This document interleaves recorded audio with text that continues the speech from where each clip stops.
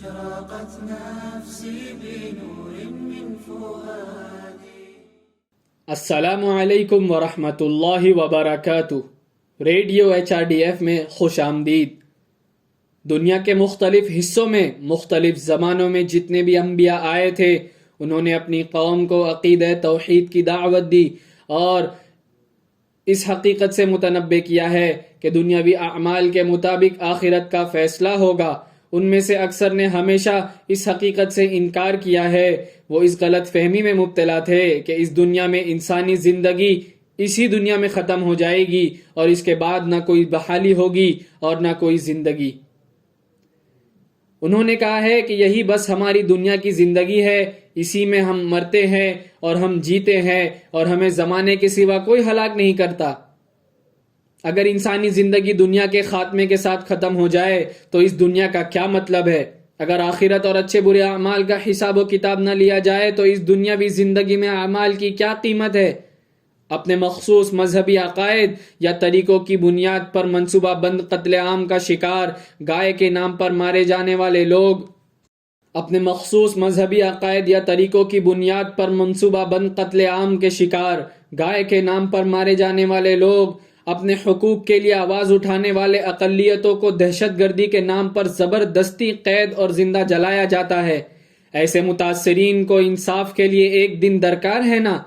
کیا ان لوگوں کا اصل چہرہ ایک دن سامنے نہیں آنا چاہیے جو کروڑوں روپے کی لوٹ مار کے ذریعے ملک اور اس کے عوام کو دھوکہ دیتے ہیں، جو اپنے اثر و رسوخ اور طاقت کے ناجائز استعمال سے جارحیت اور بے حیائی میں ملوث ہوتے ہیں، جو ثبوتوں کو تباہ کرتے ہیں اور قانون کی خامیوں کا غلط فائدہ اٹھاتے ہیں، اور جو خود کو درست کیے بغیر باعزت طور پر لوگوں کے سامنے آتے ہیں، اور جو کھلم کھلا اور چھپ کر برائی کی مدد کرتے ہیں.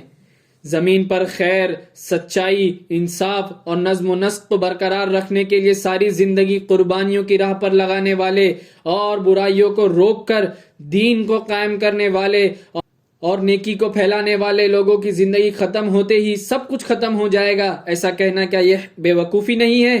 سچائی، انصاف اور نیکی کی باتیں اس وقت تک کوئی اہمیت نہیں رکھتی جب تک کہ خیر کے خلاف اعلان جنگ کرنے والے اور اس کے منتظمین کا صفایا کرنے والے اور اس کے لیے منظم ہوئے لوگ ان کے لیے ان کے اعمال کے تلخ نتائج بھگتنے کی جگہ نہ ہو.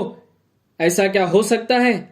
ام حسب الذین اجترحوا السیئات ان نجعلهم كالذین آمنوا وعملوا الصالحات سواء محیاهم ومماتهم ساء ما يحکمون.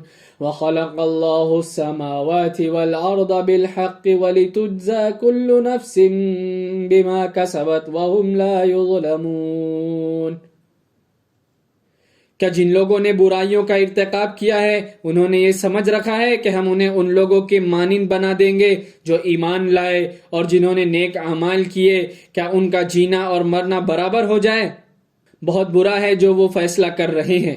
اور اللہ تعالیٰ نے آسمانوں اور زمینوں کو حق کے ساتھ پیدا کیا تاکہ ہر شخص کو اس کا بدلہ دیا جائے جو اس نے کمایا، اور لوگوں پر ظلم نہیں کیا جائے گا.